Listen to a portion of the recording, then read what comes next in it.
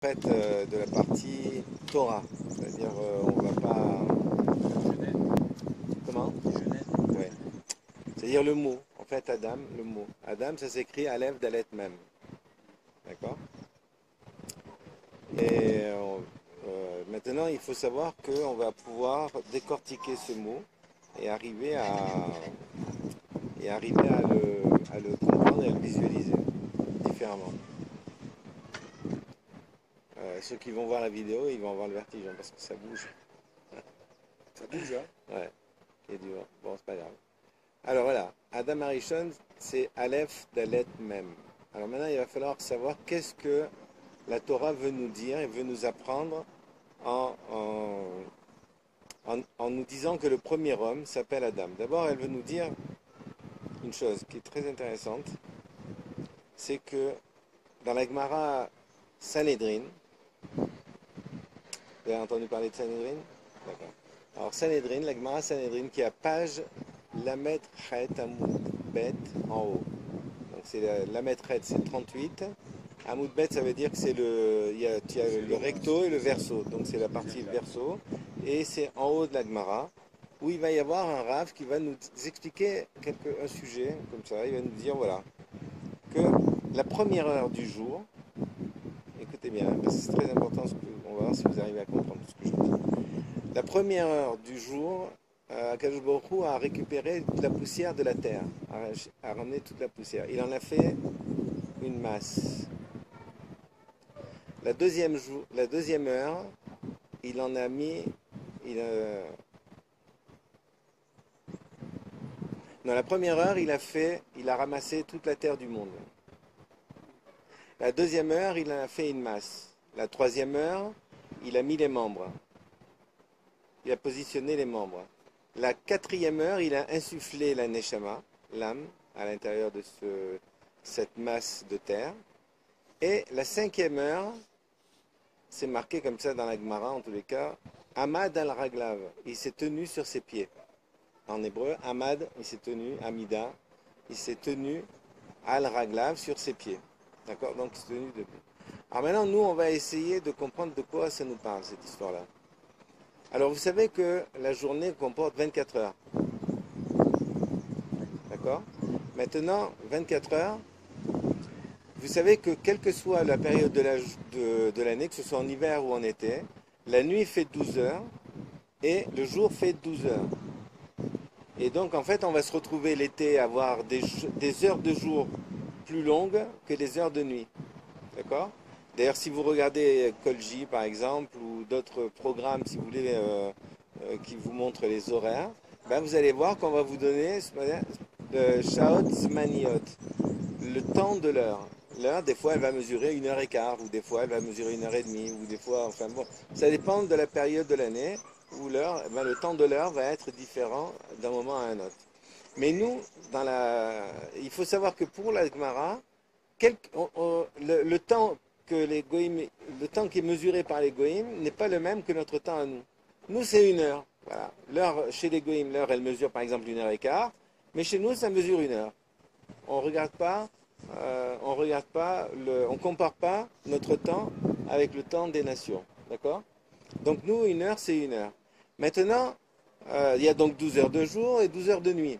Quand on nous dit la première heure, Akadosh Baruch Hu a appris à rassembler la poussière de la terre, à rassembler la terre de partout, pour fabriquer Adam Arishon, le premier homme. Alors, on va réfléchir. La première heure, en fait, c'est quelle heure? Parce que quand est-ce qu'il commence le jour chez nous? Allô? À l'aube? Non, dans le peuple d'Israël. Ah, Non, non, non, pas à l'aube. la veille. Eh bien oui, la veille. La veille. Donc, puisque c'est marqué, Vayi erev, vayi boker, yom echad. Donc la veille et le jour. Donc la nuit, c'est déjà un temps. Comment? Ça va tomber la nuit quand on Oui, ça a tombé la nuit quand on commence à compter le jour. Et donc, en fait, quand on vous dit la première heure du jour, yom, on parle du jour, donc par rapport au début de la journée, ça représente quelle heure? Début de la nuit. Ah ben non. La nuit. Non. Si on te dit jour, quand il fait jour, c'est-à-dire soleil, on te dit voilà, à la première heure du jour, Hachem, il a rassemblé la terre. Donc cette heure-là, par rapport au début de la journée, c'est quelle heure? C'est la première heure. C'est 12 heures après. Qui c'est qui touche les tables? 12 heures après. Interdiction de 12 toucher les tables. 12 heures après le. C'est 12 heures après la... Alors, la tombée alors de la donc nuit, la alors. première heure du jour, ça serait d'abord les 12 heures de nuit, puis on va compter la première heure, donc ça serait donc la 13e heure. Par rapport au début de la journée, on est dans la 13e heure. Vous êtes d'accord? Oui, très bien, c'est ça. Alors maintenant, 13e heure. Alors ça, c'est la première heure du jour, par rapport à la journée. Maintenant, la deuxième heure, il en a fait une masse. Donc la deuxième heure, c'était donc la 14e heure. Si après la troisième heure, donc la 15 heures. 15e, non, oui, non, 15, Oui. ouais, 15. Il a mis les membres, d'accord? Il a accroché les membres. Donc après la 16e. 16e. 16e heure, il a insufflé la Neshama. Et donc on arrive à la 17e heure depuis le début de la journée. Et la 17e heure, c'est marqué Ahmad al-Raglav, il s'est tenu sur ses pieds. Vous êtes d'accord? Vous me suivez sur ça? Est-ce que quelqu'un a une calculatrice? Je sais qu'avec le soleil, ça va être difficile de regarder les écrans. On peut calculer De tête? de tête, non? Très bien. C'est pas Alors possible. regarde bien. Dans la Torah, c'est marqué que chaque jour, par rapport aux 6 jours de la création, Yom Rishon, Yom Sheni, etc., les 6 jours de la création correspondent, chaque jour correspond à un millénaire. Chaque jour correspond à 1000 ans.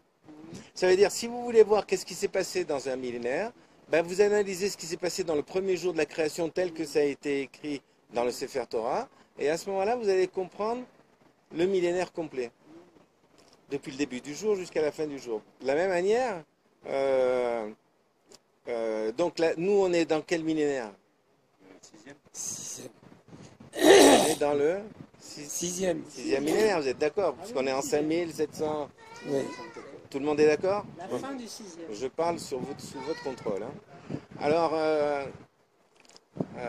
si 1000 ans est égal à un jour, alors nous, on sait que la 17e heure du jour, Adam Arishon, il s'est tenu sur ses pieds. C'est marqué dans la Torah, Atem Nikraim Adam. Vous, le peuple d'Israël, vous êtes appelé Adam. En parlant du peuple d'Israël. Vous, c'est marqué dans la Torah, vous êtes d'accord? Vous l'avez déjà vu ça, non? Jamais? Bon. Non, jamais vu? Dan? Dans la Torah, c'est marqué Atem, vous, en parlant du peuple d'Israël, Atem Nikraim Adam, vous êtes appelé Adam. Maintenant, regardez bien, si vous prenez 1000 ans et on le divise par 24 pour connaître le nombre d'années qu'il faut pour faire une heure.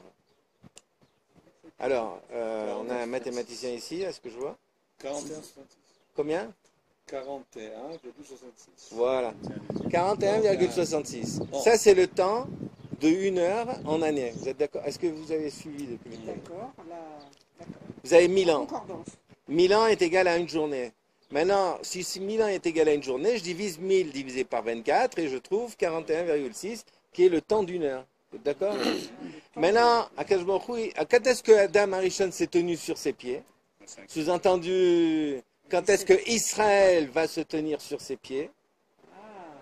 Puisque vous êtes appelé Israël, 17 fois. eh bien la 17e heure. Donc on va multiplier 41,66 multiplié par 17, vous êtes d'accord? Oui, tout à fait. 708. Qu'est-ce qu'on trouve? 708. 708. Alors, nous on est en quelle année? 5776. 5776. Moins. D'accord, mais ça fait donc moins 708, ça fait combien d'années? 5768. Oui, mais ça fait combien d'années? Si tu enlèves à 5774, tu lui enlèves 700, 708. eh bien combien ça fait d'années? Faut rappelez-vous le chiffre. 5767. 16. 16 à 700. 700. Moins 708. 16 moins 708. 5068. Voilà, 5068. 5068. Donc ça fait 68 ans l'histoire. Mais maintenant, nous, on est en 2016. Si on enlève 68 ans à 2016, ça fait combien? C'est un peu compliqué, hein, les calculs que Oui, vous oui, faites. ça fait. 1948. 1948. Aïe, aïe. C'est déjà un signe. Israël se tiendra debout. Aïe, aïe. Ça, c'est subtil. Ah, Écrit bah, dans la Gemara, il y a plus de 1500 ans à peu près. 1500. D'accord. C'était fini en 407. Voilà. Donc si vous voulez, c'est pour vous montrer une chose, c'est que tout est C'est prédestiné. je veux dire, tout est calculé. Il n'y a Prévu. rien au hasard. Prévu. Est-ce que ce type de calcul serait capable de le refaire? Il faut l'écrire. Non, il faut l'écrire. Il faut l'écrire D'accord. Bon, parce c'est que- très facile. Rappelez-vous, la première heure, Hachem, il a rassemblé la poussière. Deuxième heure, il en a fait une masse. Troisième heure, il a sonné les membres. Quatrième heure, il a mis la neshama. Et cinquième heure, marqué Ahmad al-Raglav, il s'est tenu sur ses pieds. Donc en 4 heures, c'était fait l'histoire. En 4 heures, il y a eu la neshama. La cinquième heure, il a fallu la cinquième heure. Donc la cinquième heure, on a compris que c'est la 17e heure. 5e heure. il s'est 17e mis heure par debout. rapport au début du jour. Or 17 c'est la valeur de quel mot en hébreu? Quel est le mot en hébreu qui vaut 17? Ben, c'est Tov. C'est top. Tov. C'est le bien. Quand est-ce que le bien va venir dans le monde? Quand La 17e heure. Donc 1948. Donc vous voyez qu'ici, quand même, on ça, a... on paye cher. Ça. Ah là là. Ah, Ça on a paye été payé cher. tout le temps Alors, de l'histoire. justement, à propos de on paye cher, je vais vous dire quelque chose que je vous le dis à vous, je sais que c'est pas accepté par tout le monde, surtout s'il y a en face de nous des gens qui ont vécu la Shoah, d'accord? Mais il faut savoir que ça, vous pouvez en discuter avec un gynécologue, ça peut être intéressant pour vous si vous voulez savoir. Il faut savoir que lorsque nous sommes éjaculés dans le ventre de notre maman, vous savez qu'on est tous issus d'une éjaculation, vous savez. Eh bien, lorsqu'on est éjaculé dans le ventre de notre mère pour fabriquer un enfant, donc pour aller conquérir cette fameuse ovule, nous sommes combien? Des milliers. 6 millions. Oui, des millions. 6 millions. Waouh. Ça veut dire qu'il faut 6 millions de sperme pour fabriquer un être humain. Eh bien, malheureusement, il a fallu 6 millions qui partent pour fabriquer un pays. Ça veut dire que, en fait, c'est dur ce que je suis en train de vous dire, de là, on va comprendre une chose. Quand même, il faut comprendre une chose. C'est que l'être humain, c'est pas la finalité. Vous comprenez que l'être humain, c'est pas la finalité? Parce que si l'être humain, c'était la finalité, ben, ça serait une horreur sans nom. Mais comme tout le monde va faire ce chemin, tout le monde va partir là-bas où ils sont partis, ces gens-là. Nous aussi, on va y aller. Un jour ou l'autre, tout le monde va finir par partir là-bas. Donc il faut comprendre qu'à partir du moment où tout le monde doit faire ce chemin-là, ben c'est qu'en réalité, la finalité, c'est pas ça. La vie que nous menons ici dans ce monde, c'est pas la finalité, c'est pas ça la finalité. La finalité, il faut la chercher, il faut comprendre pourquoi j'existe.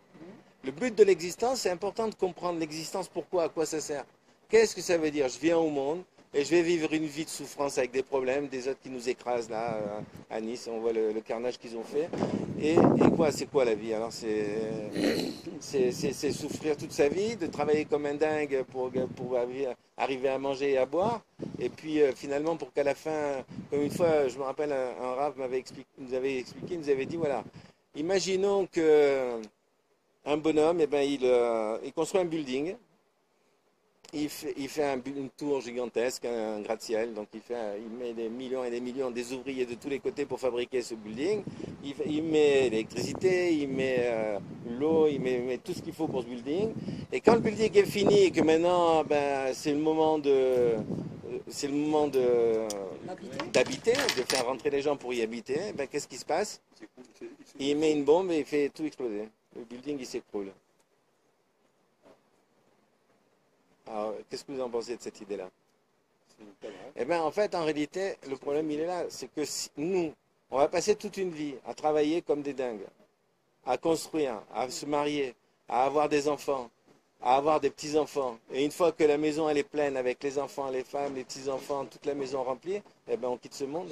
On a fini Alors notre donc, on mission. comprend qu'en fait, en réalité, la finalité de la vie dans ce monde, c'est pas ça. On n'est pas venu ici pour vivre ça. Il faut savoir qu'en fait, on est venu pour autre chose, on est venu pour construire quelque chose. Et ça, c'est la Torah qui va nous l'expliquer. C'est en étudiant la Torah, lorsqu'on va étudier la Torah, lorsqu'on va s'asseoir et qu'on va réfléchir sur les textes, et bien à ce moment-là, on va commencer à se remettre en question et à comprendre c'est quoi la finalité. La mission Alors, finalement. On a une mission, bien sûr, mais alors c'est quoi la mission? Alors c'est ça, la question elle est importante. C'est quoi la mission? Qu'est-ce qu'on est venu faire sur Terre? Chacun, C'est ça. c'est spécifique, mais c'est très difficile à savoir, à comprendre. Alors c'est très difficile, on va essayer de comprendre.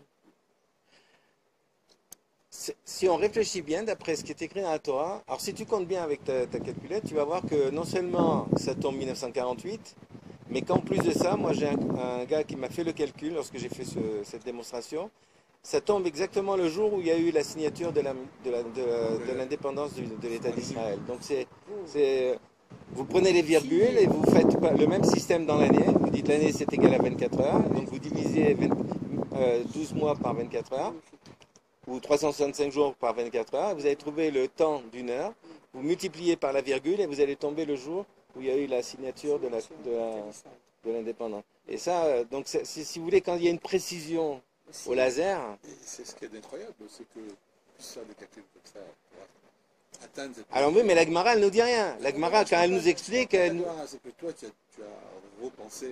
Ah non, non, moi j'ai rien repensé. Moi c'est Rav Ziegler, Zichrono Livracha, Très bien, qui nous il a... habite où? Ah, il est décédé malheureusement. Il habite à Jérusalem. Voilà. Donc, c'est la question qu'on pourrait se poser, c'est comment avec tout ça, on continue à vivre à New York, à Strasbourg, C'est ça, alors, oui. Alors ça aussi, à on va... monter vidéo, C'est vrai. n'importe où, et pas être en Israël. Ça, c'est Si un on dit, cours on que est en train vous aurez, Shabbat, Bezrat Non, Hashem. le mec, il prouve par A plus B, et c'est là que Dieu il a prévu pour ça. Très bien, et tu dis à Dieu, très bien, tu as raison. Là, ce que tu dis, c'est très intelligent. J'ai entendu Bon, il faut que j'aille en autre vacances. Là. Peut-être pas encore Je aujourd'hui. vais retourner chez moi, j'habite Demain. Ouais. Alors, à New York. tu ou auras, à Brooklyn. mon cher Dan, Je tu auras la réponse. Je pose la question. Shabbat. Moi, j'ai entendu Alors c'est une autre très chose. bonne question.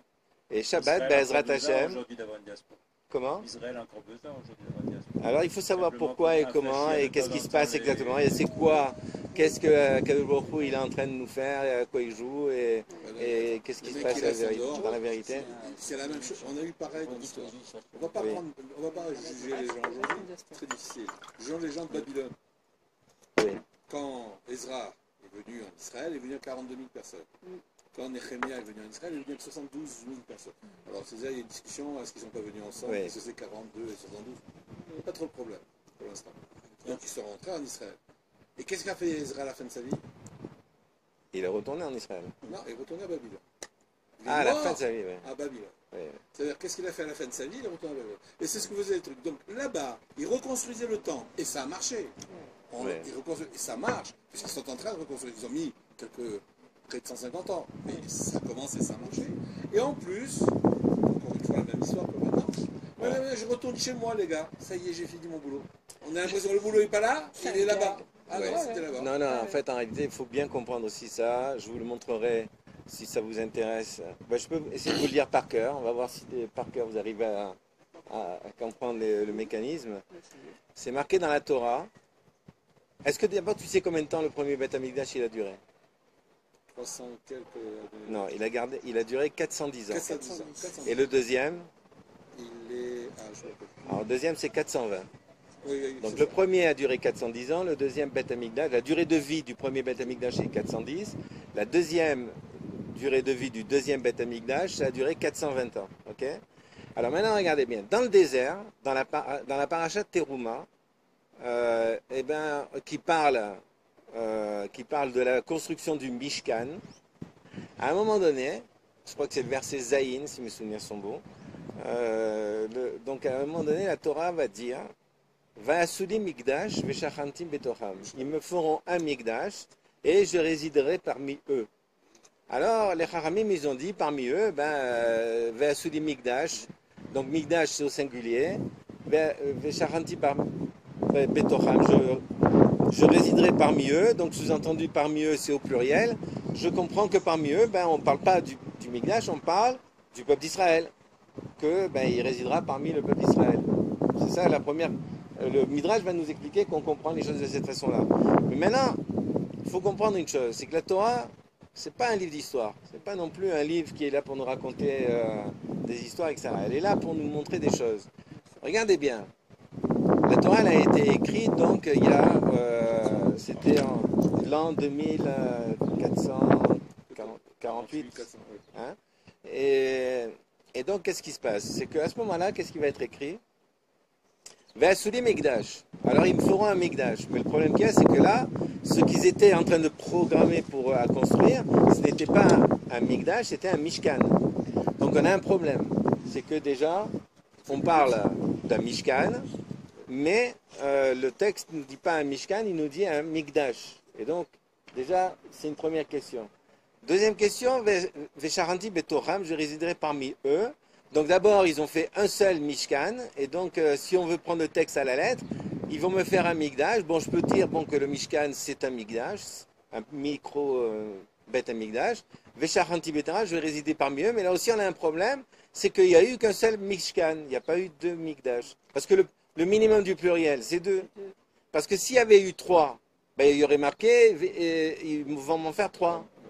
Mais si on me dit, Vesharanti Betoram, Toram c'est au pluriel, sans me dire qu'il y en aura 3 ou 4 ou 5, chaque fois qu'il y a un pluriel sans chiffre, on sait que c'est 2.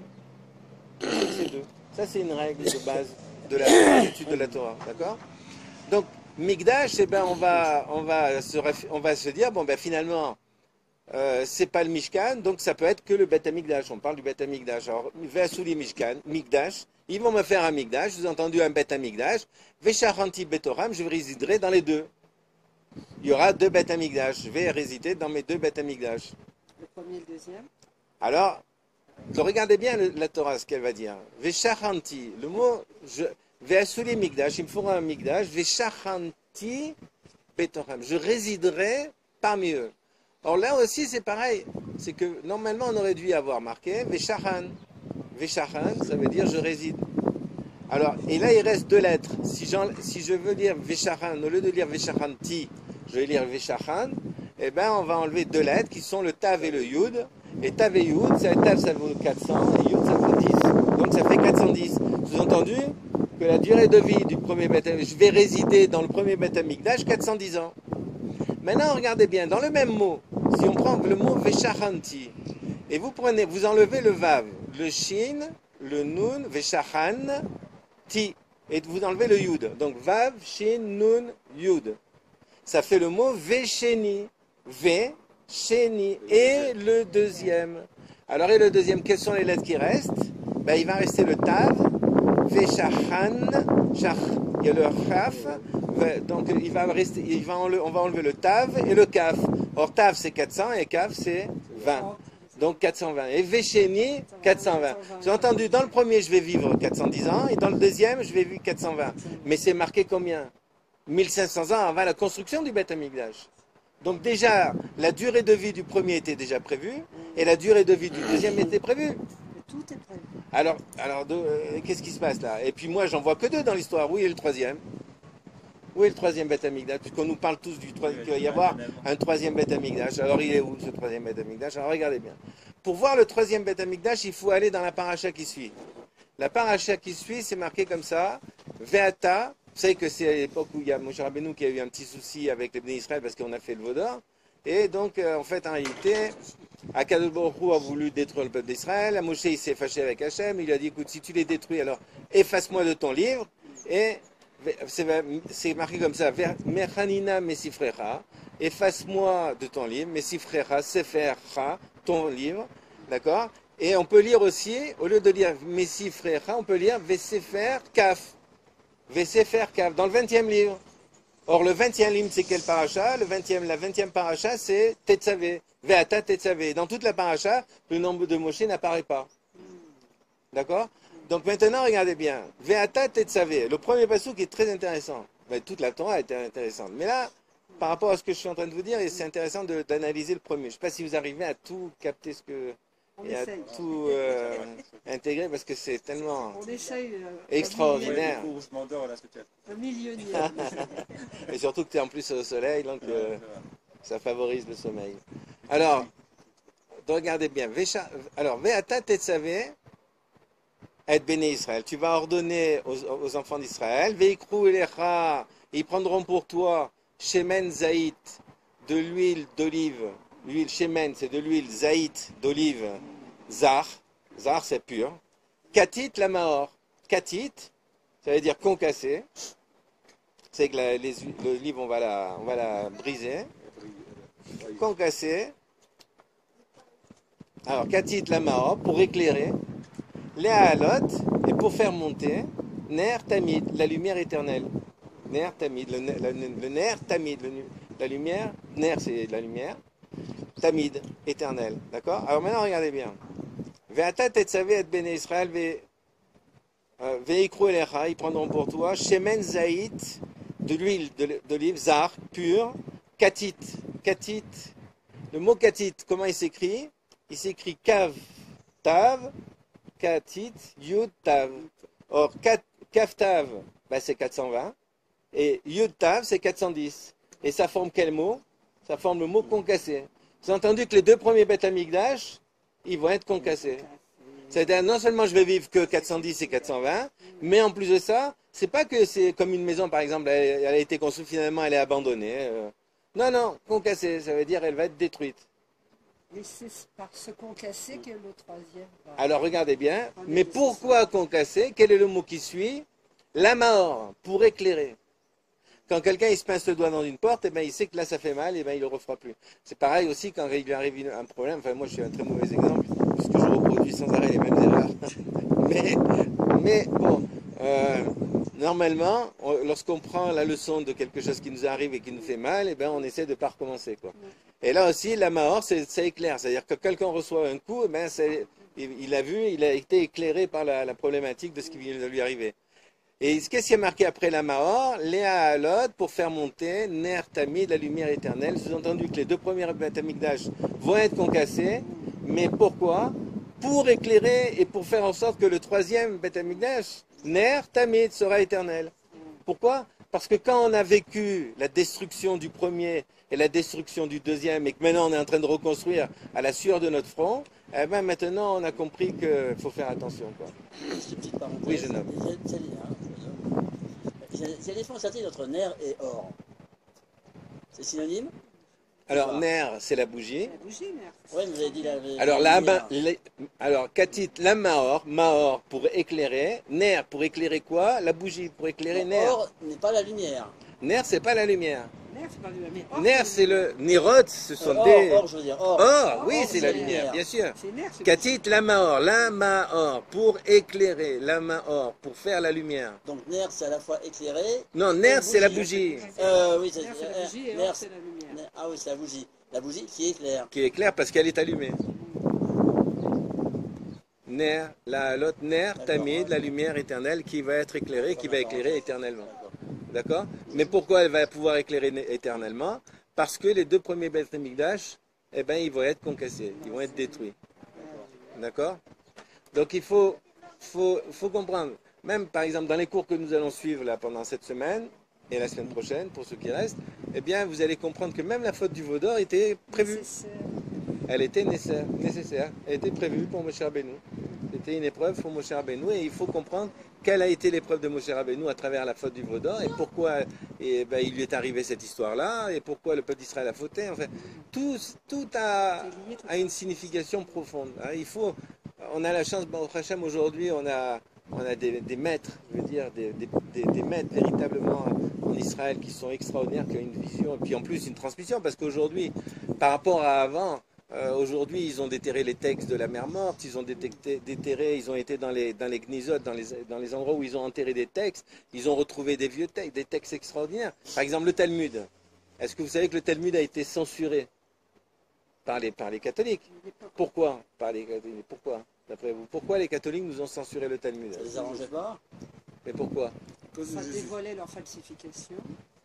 Parce que le problème du Talmud, c'est que les catholiques, c'était quoi à l'origine? C'est païen. Ben, Jésus, c'était qui? C'était un juif. juif. Les apôtres, les 12 apôtres, c'est quoi? C'était des juifs. C'était les premiers réformés dans l'histoire. Et le problème qui se pose, si vous voulez, c'est que les catholiques, eh ben, où est-ce qu'ils étudient? Dans les monastères. C'était quoi les monastères? Ben, c'était des yeshivot. Et qu'est-ce qu'ils étudiaient dans les yeshivot? Ben, ils étudiaient la Torah. Et ils étudiaient le Talmud. Et quand ils arrivaient sur des passages qui prouvaient leurs mensonges, ben, ils les ont enlevés. Ils les ont enlevés. Et donc, en fait, en réalité, à un moment donné, comme ils n'arrivaient pas, ils avaient trop de choses à enlever, ils l'ont brûlé, le livre. Ils ont brûlé. Il faut simplifier. Et oui, parce que, regardez bien, moi, quand je vous ai expliqué l'histoire d'Adam Arishon, l'histoire que Akadosh Baruch Hu a rassemblé la terre, qu'est-ce qu'il nous a dit, ce rab? Il nous a rien dit. Il nous a pas parlé de la création de l'État d'Israël. Il nous a rien parlé de tout. C'est à nous, si vous voulez, à travers les enseignements qu'on va avoir à droite, à gauche, de tous les côtés, que nous allons faire. De la même manière qu'Akadosh Baruch Hu, il a été chercher la poussière dans le monde entier pour créer le premier homme. Eh bien, nous aussi, on va aller chercher la poussière des enseignements qu'on va recevoir de tous les côtés, et on va faire un assemblage. Et cet assemblage va nous permettre de découvrir qu'est-ce qu'on a voulu nous dire dans ce texte. Donc, si vous voulez, des fois, vous tombez sur des textes, vous avez l'impression, vous vous dites, bon, là, ça me fatigue, là, on ne comprend pas ce que ça veut dire, etc. C'est épuisant. Des fois, c'est vrai que quand on est à la yeshiva, je vous assure, moi, combien de fois ça nous arrive de nous endormir directement, carrément, on est sur le bouquin et pouf, on pique le nez, quoi. C'est parce que c'est épuisant. L'étude, c'est quelque chose d'épuisant. D'ailleurs, la majorité des gens, ils n'aiment pas réfléchir, ils ne veulent pas. Regardez, on va proposer un cours, combien il y a de personnes qui vont dire, bon, ben, finalement, moi, je vais passer à 6 heures, je vais venir et je vais réfléchir, je vais étudier. C'est très difficile, on n'arrive pas à étudier. Le cerveau, malheureusement, le cerveau est l'organe le plus feignant de tout le corps. On n'aime pas réfléchir. D'ailleurs, je vous fais une devinette. Quand je fais une devinette, ben, la plupart des gens, très rapidement, ils vont dire, bon, sauf mon frère et mon père, ils vont dire, donne-moi la réponse. Donne-moi la réponse. C'est-à-dire, on n'a pas envie de réfléchir. On n'a pas envie de réfléchir. Mon père, par exemple, ce matin, il était sur un problème avec mon beau-fils aux échecs. Et à mon père, je lui ai dit, ben, tu peux faire échec et mat là en 2 coups. Et il ne l'a pas vu. Et il n'a pas voulu que je lui montre. Il a dit, non, attends, je vais bien réfléchir et je vais le truc. Et il a voulu travailler et finalement il a fait autre chose et ça n'a pas fait échec et mat. Alors j'ai dit maintenant que tu as joué, je vais te montrer ton échec et mat en 2 coups.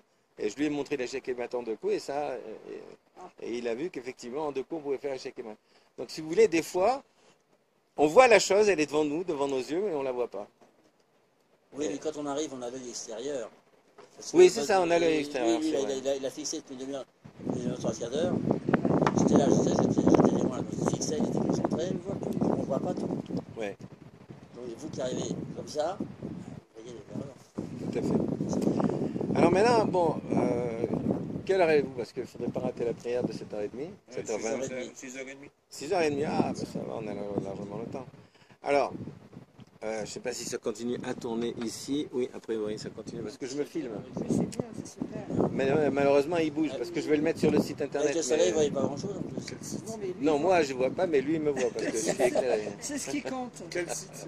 Il n'y a pas Le site, c'est geoula.fr.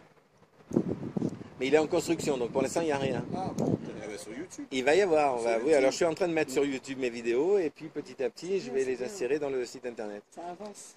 Alors maintenant, on va rentrer dans le vif du sujet concernant notre cher copain Adam, qui était notre père à tous. Alors Adam, donc comme je vous ai dit, ça commence par un Aleph et ça finit par un Mem. Alors, le Aleph et le Mem, c'est les mêmes lettres que Elohim. Elohim, c'est Dieu. C'est ce qu'on appelle... Alors, vous savez que Dieu, il porte plusieurs noms. Il s'appelle Elohim, il s'appelle Hachem, il s'appelle Shaddai, il s'appelle Shalom, il s'appelle Makom. Enfin, il a des milliers de noms, quoi. Hein. Donc, et puis, il y en a même qui disent que chaque mot de la Torah, c'est un nom de Dieu. Alors, Ah, donc il y en a plus que 72. ah oui, il y en a un gros paquet, ouais. Alors, donc, maintenant, de toute façon, il est infini. Donc, forcément, il y a une infinité de noms. Hein. Alors, maintenant, regardez bien.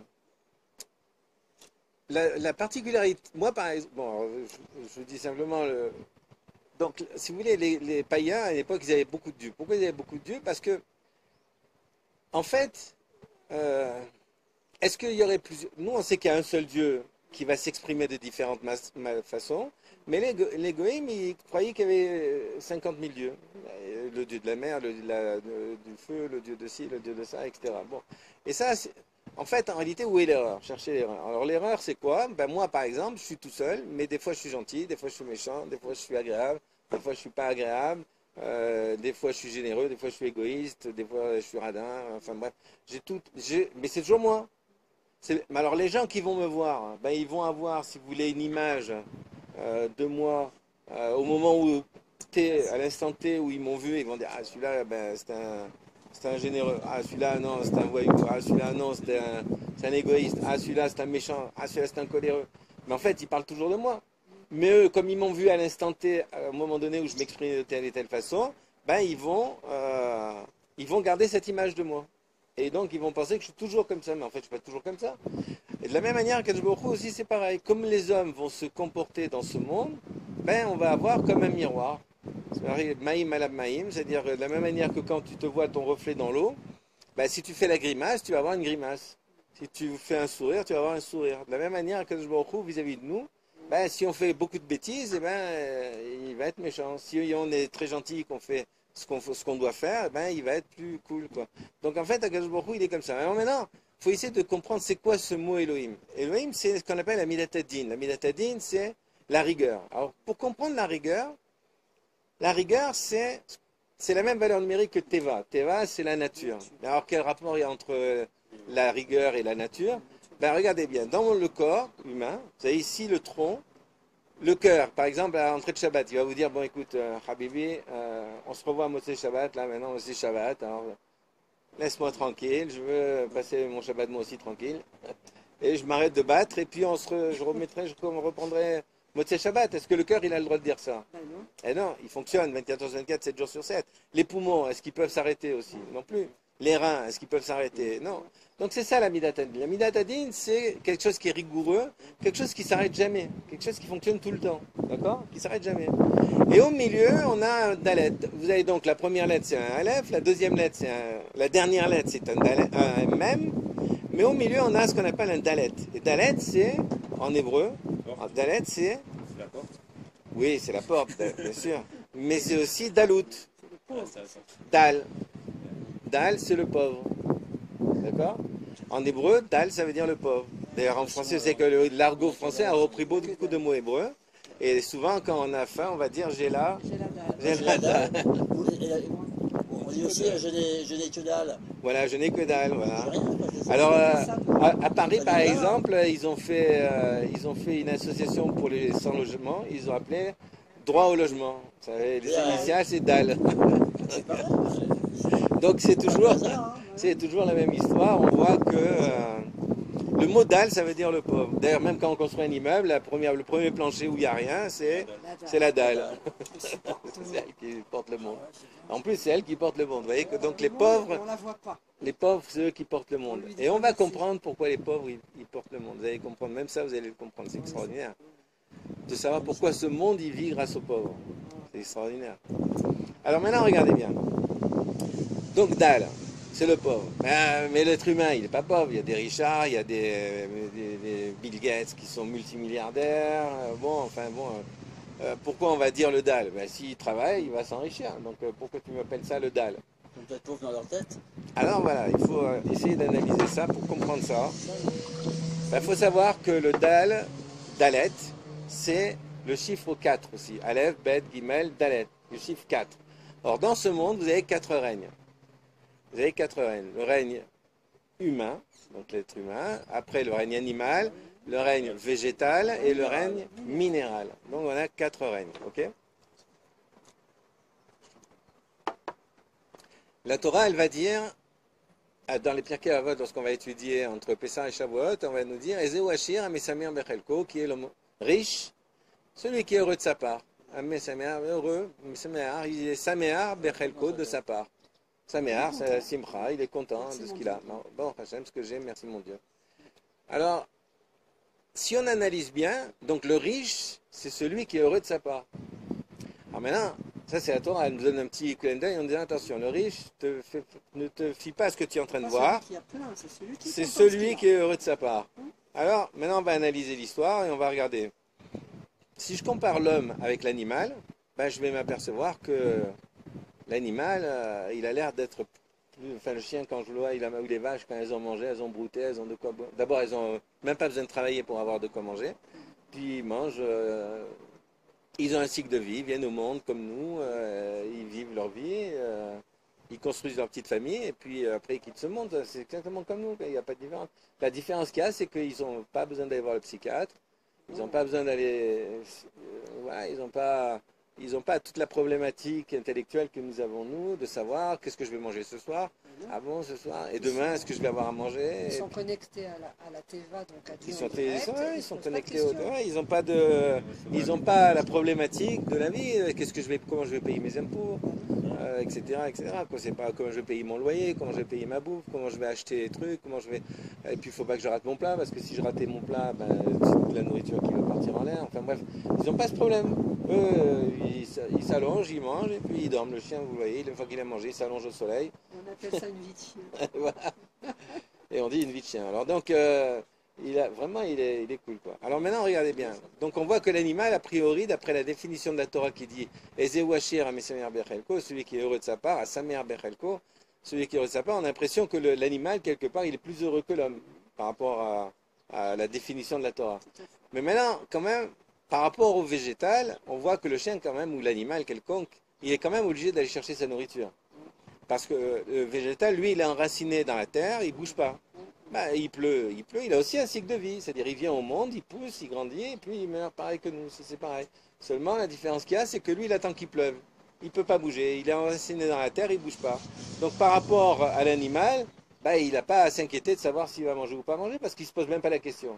Il n'y a même pas le début de la question qui vient lui dans sa tête. Donc, si vous voulez, par rapport à la définition de la Torah, on aurait l'impression que le végétal serait plus riche que l'animal. Et par rapport au végétal, qui lui quand même a un cycle de vie, ben, le minéral, lui, il ne meurt pas. Ben, le minéral, il n'y a même pas besoin d'eau. Donc, si dans la terre vous mettez de l'eau ou vous ne mettez pas d'eau, si elle est sèche ou s'il y a de l'eau, est-ce que la terre va se plaindre? Elle ne meurt pas, de toute façon, elle n'a pas un cycle de vie éternel quelque part la terre. Alors, s'il n'y a pas d'eau, comment ça se fait que certaines mousses poussent sur les pierres? La mousse, c'est un être vivant aussi. Oui. Oui. Parce que de toute façon, la mousse qu'il y a sur les pierres, il y a de la mousse parce qu'il y a eu de l'eau. De l'eau, c'est ça. Mais donc le minéral, lui, ben, il n'a pas besoin d'eau. Le minéral, il n'a pas besoin de ça. Les arbres, eux, effectivement, ils vont chercher l'eau. Oui, dans les nappes phréatiques. Oui, grâce à leurs racines. Ouais. Vous avez vu Oui, parce que sachez une chose, c'est ce que vous voyez à l'extérieur de l'arbre. Oui. C'est même pas le tiers de ce qu'il y a à l'intérieur de la terre. Donc c'est énorme. Mais ça n'empêche que quand même, on a l'impression que le minéral, par rapport à la définition de la Torah, le minéral serait plus riche que le végétal. Et donc, en fait, en réalité, on comprend donc que l'homme, ce serait le plus pauvre. C'est pour ça qu'on l'appelle Dal, le plus pauvre par rapport aux 4 éléments. Aux 4 royaumes qui sont dans ce monde, c'est le plus pauvre. Et donc, en réalité, quelqu'un qui va courir après l'argent tout le temps, ben, il est encore plus pauvre. C'est-à-dire, il n'est pas capable, il ne sera jamais heureux de ce qu'il a. Il a déjà, ben, il a de quoi vivre, manger, boire et dormir, et tout ça. Non, je veux. Et il va être jaloux de ce que l'autre. Mais on trouvera toujours quelqu'un de plus riche que soi. Donc, de toute façon, on a toujours quelqu'un qui a une plus belle voiture que nous, quelqu'un qui a une plus belle maison que nous. On va toujours trouver ça. Donc, en fait, en réalité, c'est une problématique. C'est qu'en fait, on n'est jamais heureux. Et donc, plus on va aller vers les besoins, on va créer des besoins supplémentaires, et plus, effectivement, ben, on sera considéré comme pauvre, et non pas riche. Donc, vous voyez qu'en fait, en réalité, si on analyse la Torah, le mot Adam avec la définition de la Torah, on s'aperçoit que l'être humain, par rapport à la vie, ben, en fait, on inverse les choses. Vous arrivez à inverser les choses? Bien. Alors maintenant, regardez bien, on va essayer d'aller plus loin encore. Vous êtes prêts à descendre dans les profondeurs des ténèbres? Ou de la lumière, comme vous voulez. De la lumière. Mais des fois, on a besoin des ténèbres pour comprendre des choses. Alors, le Mashiach, on dit qu'il est Ani Rochev al-Hamor. Ani Rochev al-Hamor. C'est un pauvre qui chevauche un âne. Alors, s'il est pauvre, c'est qu'on a compris que celui qui court après l'argent tout le temps et qu'il a beaucoup d'argent, mais il est pauvre, il est encore plus pauvre que les autres. D'accord? Alors si on te dit que le Mashiach, il est Ani Rochev al-Hamor, il est un pauvre qui chevauche un âne, ça veut dire qu'il est encore qu'il court après l'argent comme tout le monde. Ça voudrait dire, quelque part, si on arrive à analyser la chose. Mais en fait, le mot Hamor, c'est qu'en hébreu, il n'y a pas les voyelles. Le mot Hamor peut aussi se lire Homer. Homer, c'est la matière. Or, on vous dit quoi? Rochev al-Chamor, Rochev al-Chomer. Il chevauche la matière. Sous-entendu quoi? Ça veut dire que dans mon comportement vis-à-vis de la matière, vis-à-vis de l'argent, vis-à-vis de la matière globalement en général, ben c'est soit la matière me domine, soit c'est moi qui la domine. Si c'est moi qui domine les choses, je suis riche, je suis pas pauvre. Si c'est la matière qui me domine, alors là, à ce moment-là, je suis aliéné, quoi. C'est foutu.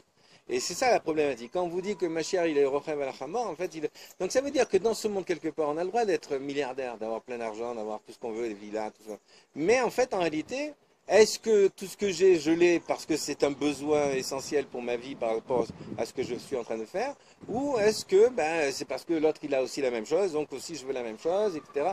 Et que donc, en réalité, je suis dans une course frénétique pour avoir plus que l'autre. Donc c'est ça la problématique. Quelle est ma relation que je vais avoir avec l'argent? Quelle est ma relation que je vais avoir avec le monde? Quelle est la relation que je vais avoir avec les... Donc j'ai le droit de tout avoir. Par exemple, ici, un médecin de campagne qui aurait un 4x4, ben, je comprends qu'il a besoin d'un 4x4. Des fois, il y a des maisons qui sont foutues là-bas en haut. Le type, il téléphone en lui disant, écoutez, ma femme elle est malade ou elle va accoucher. Le docteur est obligé de venir en 4e vitesse, sous la pluie, comme on s'est tapé la pluie en venant de la maison, en venant ici, on s'est tapé la tornade, oui, je comprends qu'il a besoin d'un 4x4. Mais il y en a, moi j'en ai vu à l'école, bon, je ne sais pas ni quelle école ni à quel endroit, mais j'en ai vu qu'ils habitent à 50 mètres de l'école, mais pour que l'enfant il soit confiant vis-à-vis de ses enfants, de ses frères, on va le faire venir en 4x4. On va acheter le 4x4 pour faire 50 mètres. Alors, donc en fait, en réalité, tout dépend qu'est-ce que je veux faire avec ça. Quelle est ma relation avec l'argent? Si c'est un besoin ou si c'est une carapace que je veux pour briller vis-à-vis de ce monde. Vous comprenez ça? Oui. J'ai quelque chose à dire à ce sujet. Quand Dieu donne beaucoup d'argent à quelqu'un, il en attend beaucoup aussi. Oui. Et ça, c'est ça le problème à mon aussi. avis, les riches, dans le sens beaucoup d'argent, ne sont pas conscients que, attention, il m'a fait au tournant. S'il me donne ça, c'est que j'ai beaucoup à faire avec. C'est pas pour ma tranche tout seul. Alors on va y arriver, on va y arriver. En fait, en réalité, le Rabben Chetrit, il avait expliqué une fois comme ça, il avait dit, il y a des fois des gens, ils gagnent des milliards, et puis en bas de la rue, il y a des pauvres qui sont là en train de teuf, et puis il dit, mais écoute, t'as qu'à travailler. Mais, ben oui, va travailler, tu es en train de me demander à moi de l'argent. Tu travailles, tu vas gagner comme moi je gagne, tu vas gagner toi aussi. Alors en fait, en réalité, c'est ça l'erreur. C'est que dans ce monde, eh bien, il y a des gens qui ont une capacité de gérer, intellectuellement, ils ont la capacité de gérer, de monter, de faire des structures, de faire travailler, de donner. Ils l'ont reçu d'en haut. Ils l'ont reçu d'en haut. Mais justement, alors donc ce qu'il faut qu'ils comprennent ces gens-là, c'est qu'en réalité, s'ils ont reçu ces capacités et ce pouvoir de gestion, c'est parce qu'ils doivent aussi gérer, je veux dire, pour des gens qui, eux, sont des handicapés. Vous savez, il y a des... Nous, on pense que les handicapés, c'est des gens qui marchent sur des fauteuils roulants ou qu'ils sont en train de marcher en déambulant parce qu'ils sont, ils ont tel...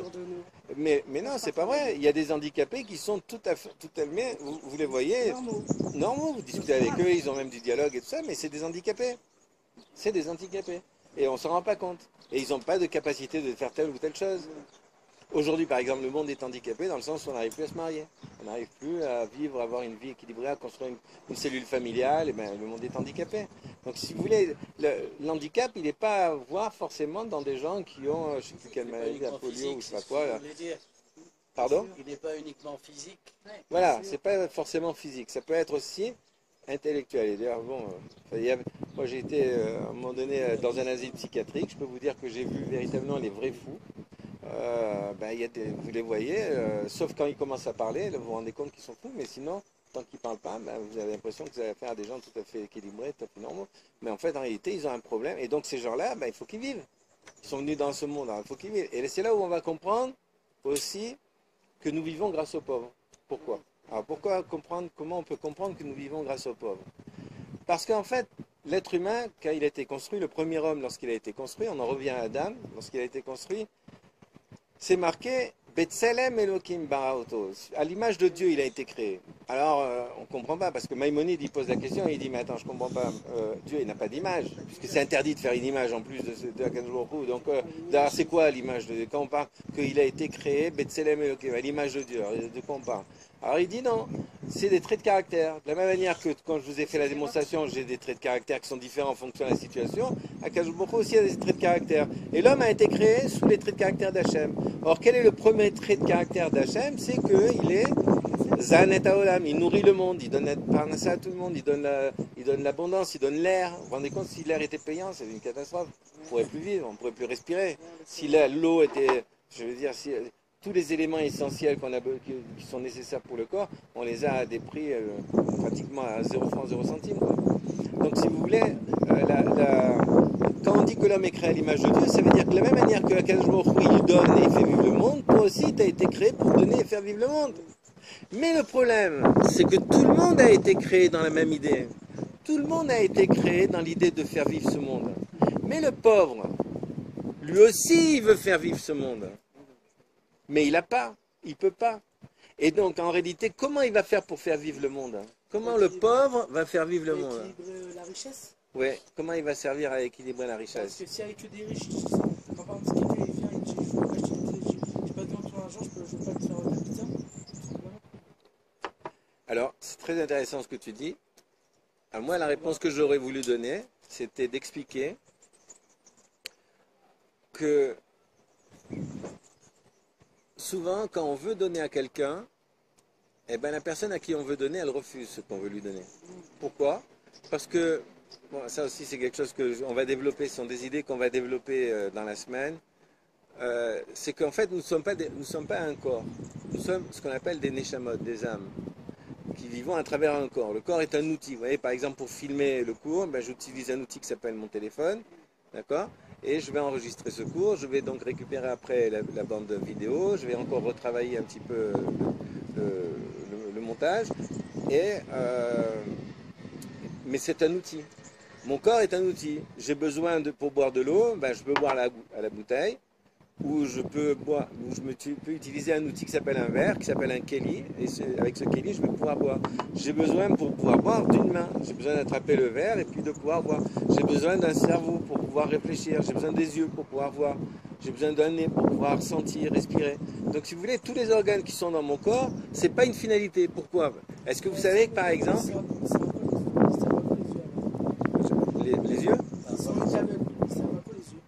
Alors, non, quelqu'un qui est aveugle, en général, il a perdu la vue, et ça sert à rien. C'est vrai, je comprends ce que tu veux dire. Mais ça fait développer d'autres.